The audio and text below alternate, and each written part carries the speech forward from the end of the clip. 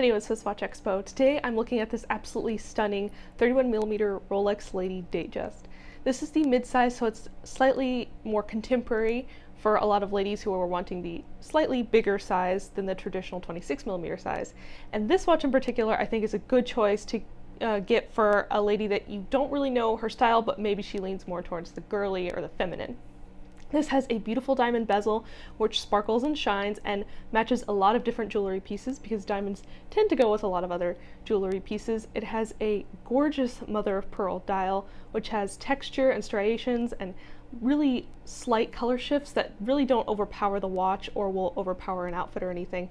If you wear it, it just kind of looks like a really cool blue from a distance, but when you get up close you can see all these gorgeous minute color details inside of it. I love the detail of the big 6 made out of diamonds. I think it adds a really cute touch of sparkle right on the dial itself, and I just think it's a really fun detail and adds a lot to the dial.